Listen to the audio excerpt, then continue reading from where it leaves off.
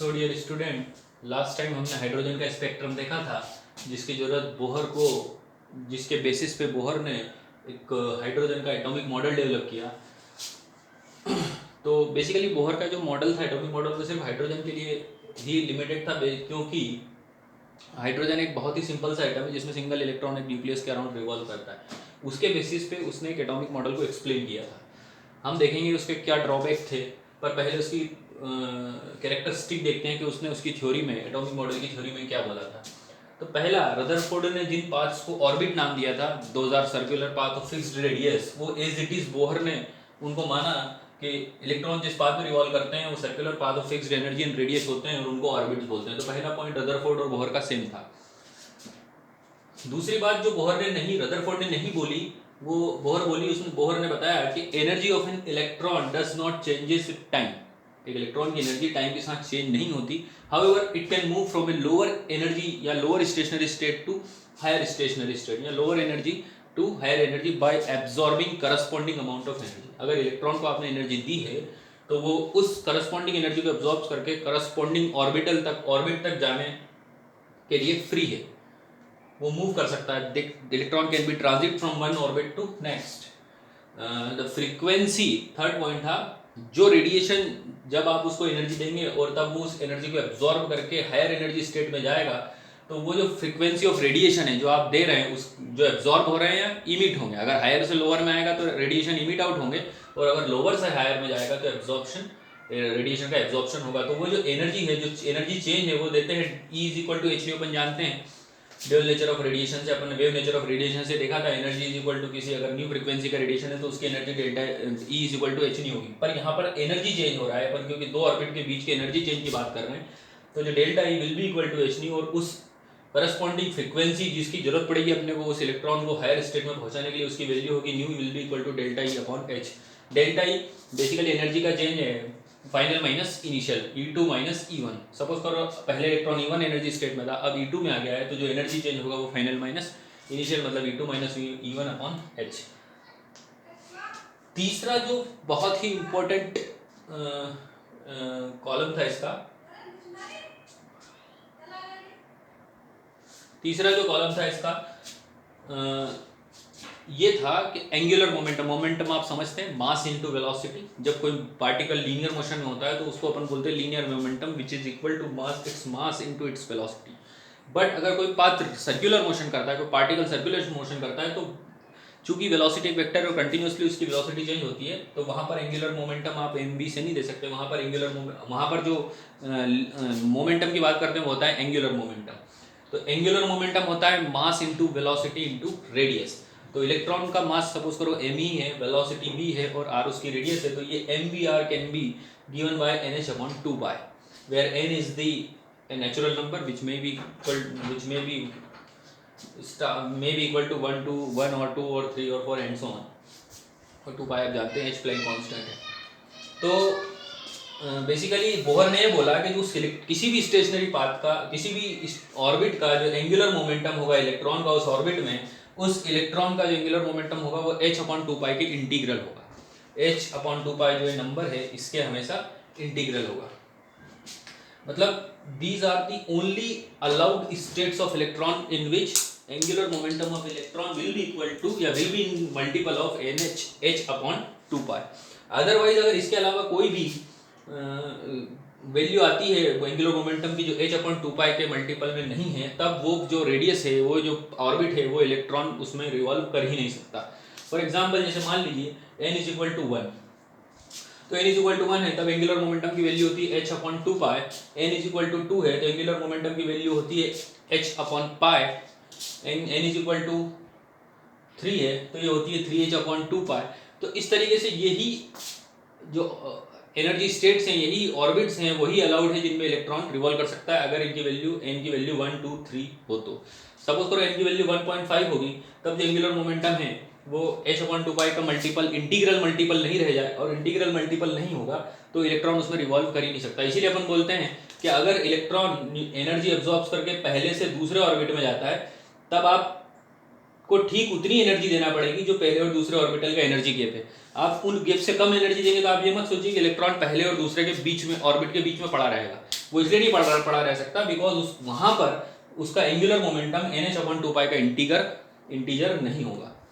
तो this is the most important rule of the Bohr's atomic model कि angular momentum NH/2 का H/2 का integral है, तभी इलेक्ट्रॉन वहां पर रिसाइड कर सकता है, रिवॉल्व कर सकता है।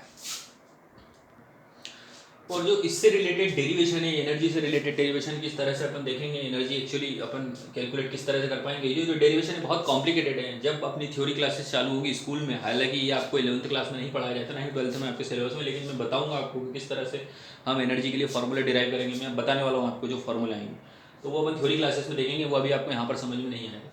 तो ये बेसिकली 3-4 पॉइंट है जो बोहर्स थ्योरी के, बोहर्स एटॉमिक मॉडल के याद रखना जरूरी है कि ऑर्बिट ऐसे एज इट इज लिया। ये ध्यान रखें, आज जो अपन ऑर्बिट को मानते हैं, ऑर्बिट को अपन सर्कुलर नहीं मानते, अपन ऑर्बिट को मानते हैं स्फेरिकल, अपन इसीलिए ऑर्बिट को आप शेल बोलते हैं।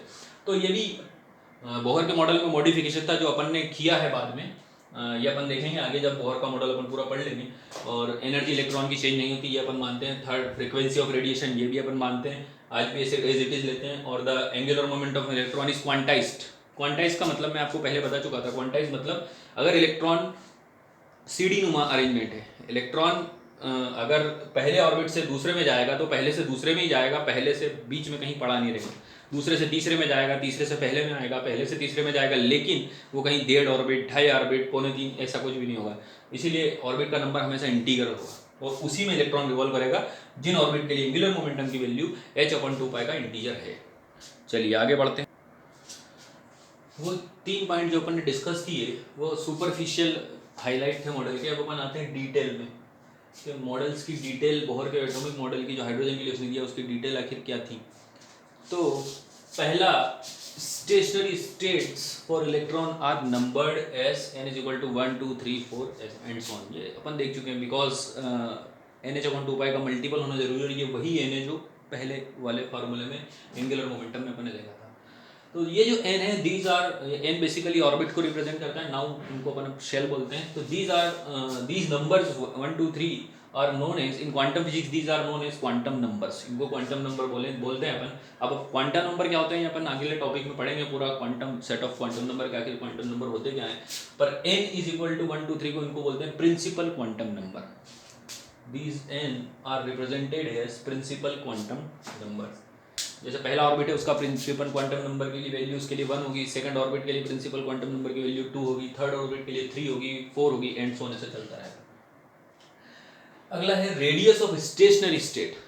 ये तो n दिखा दिया हर एक n के लिए। अब उसकी जो रेडियस है वो जो अपन एक्सप्रेस करते हैं, nth ऑर्बिट की radius will be equal to n square into a0, n square into a0, where a0 is constant, a0 is constant. अब ये मैं आपको बताया अभी कि रेडियस और एनर्जी के फॉर्मूले जब अपन क्लास पढ़ेंगे तब डिराइव करेंगे, तब अपन देखेंगे ये कहाँ से है। हालांकि these are the beyond of your scope, ये आपके सिलेबस के स्कोप से बाहर, इसलिए डिस्कस करना जरूरी नहीं है, लेकिन मैं क्लास में बताऊंगा आपको। तो Rn will be equal to n square into a0, where a0 is constant, whose value is 52.9 picometer. इसकी वैल्यू 52.9 पिकोमीटर है। तो अगर n की वैल्यू आपने 1 रखी जाए तो Rn will be equal to r first radius of first orbit will be equal to a0 and the value of radius will be 52.9 picometer, and this 52.9 picometer is called Bohr radius, और the corresponding orbit that is first orbit is known as Bohr's orbit.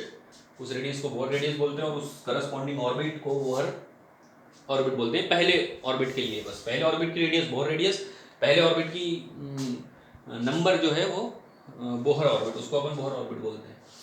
तीसरा है nth orbital की energy. nth orbit की energy is given by En is equal to -RH 1/n square, -RH 1/n square, where n is equal to 1 2 3 4। अब ये minus sign का मैं significant आपको बताता हूँ। RH यहाँ पर एक कांस्टेंट है जिसको बोला जाता है Rydberg constant for energy. 2 constant होते हैं रिडबर्ग कांस्टेंट। अब अपन एक वेव नंबर में भी आता है आपको रिडबर्ग कांस्टेंट। तो यहाँ पर जो कांस्टेंट आ रहा है this is called it Rydberg constant for energy, was value is 2.18 into 10⁻18 joule.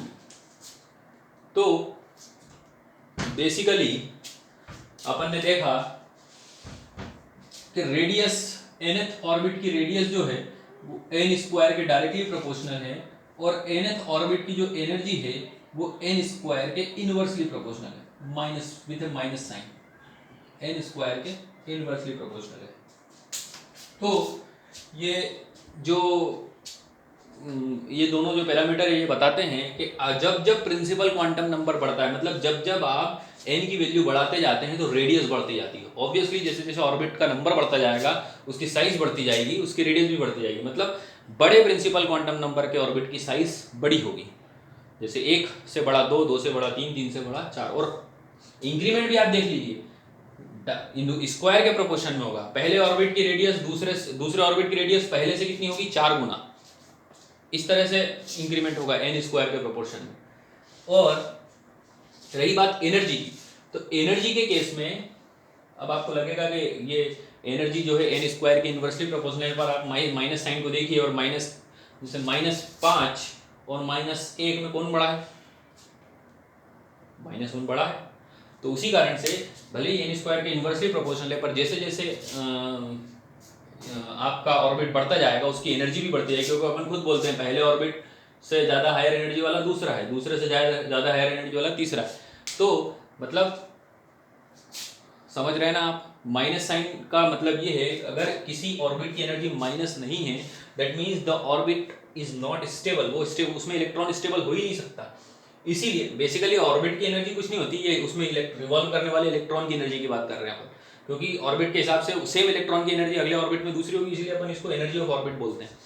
तो पहले ऑर्बिट में अगर मान लो एनर्जी होगी वो RH के बराबर होगी, ठीक, दूसरे में हो जाएगी RH/4 -RH/4, तीसरे में -RH/9। इस तरह से एनर्जी बढ़ती जाती है इसकी, इस माइनस न्यूमेरिकल वैल्यू घटती जाएगी, न्यूमेरिकल वैल्यू घटती जाएगी, बट उसका मॉड्यूलस आप जब देखेंगे तो मॉड्यूलस आपको मिलेगा कि वो बढ़ता हुआ है, क्योंकि लेस नेगेटिव होती जाती है एनर्जी आगे जाने पर, लेस नेगेटिव होती जाती है, दैट मीन्स एनर्जी बढ़ती जा रही है।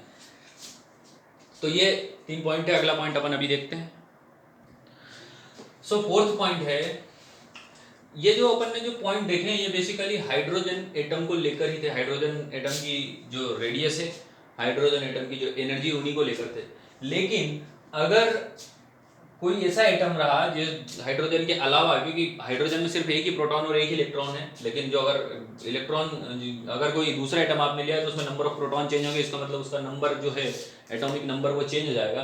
तो अगर कोई ऐसा दूसरा एटम है जिसका एटॉमिक नंबर चेंज है, तब एनर्जी का क्या होगा, तब अपन ये बोलते हैं कि उस केस में अगर nth ऑर्बिटल की आपको एनर्जी निकालना है तो एनर्जी बेसिकली z स्क्वायर के डायरेक्टली प्रोपोर्शनल होती है और n स्क्वायर के इनवर्सली प्रोपोर्शनल होती है, ये अपन देख ही चुके हैं।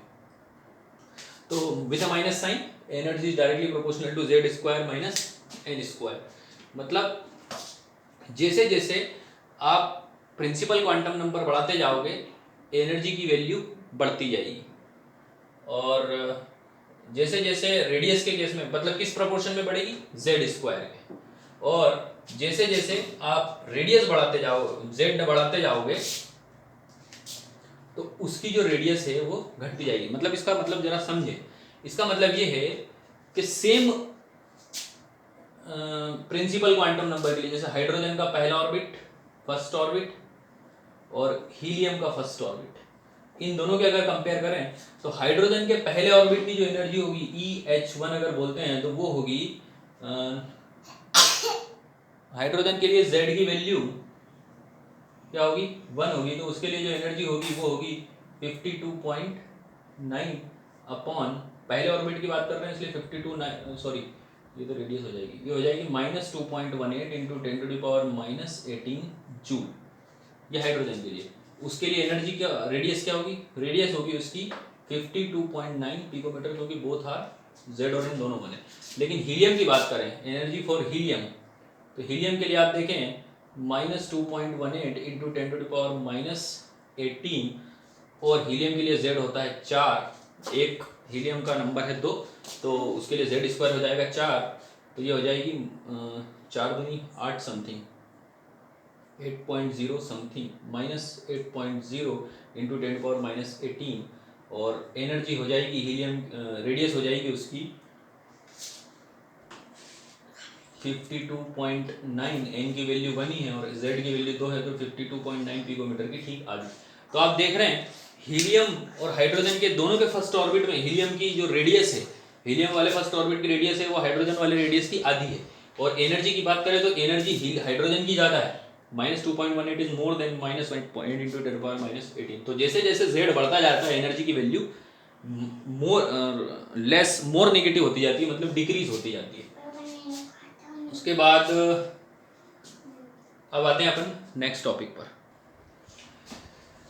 सो ये एनर्जी चेंज अपन देते हैं, बोहर में जो एनर्जी चेंज दिया उसके लिए जो था delta E will be equal to E final minus E initial.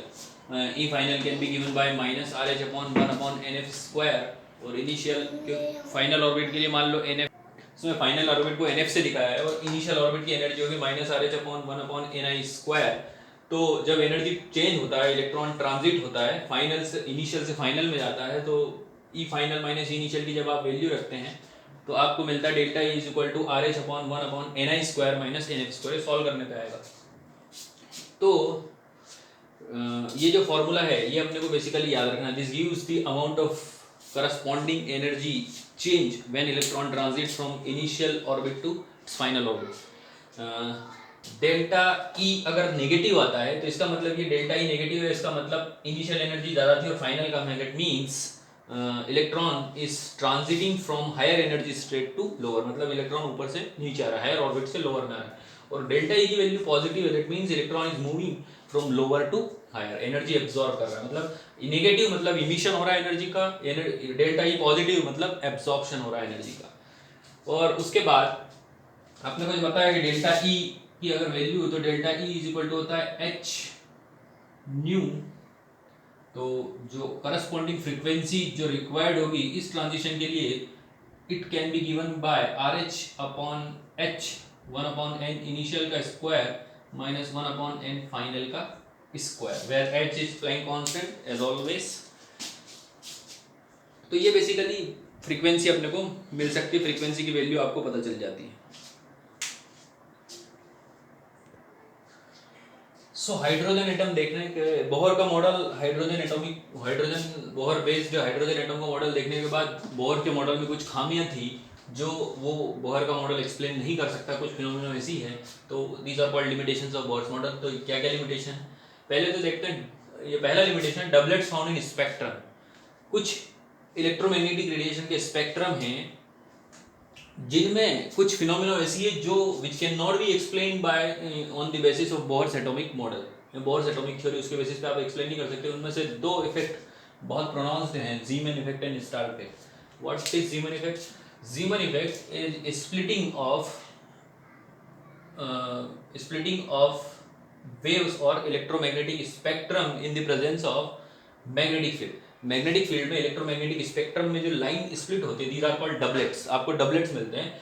तो इस इफेक्ट को बोला गया जीमन इफेक्ट। तो वो क्यों होता है, क्यों स्प्लिट होती है, वो एक्सप्लेन नहीं कर सकता। फॉर एग्जांपल देखिए, सपोज कीजिए आपको कोई स्पेक्ट्रम मिला है इस टाइप का, in the absence of electromagnetic, in the absence of magnetic field spectrum ऐसा है।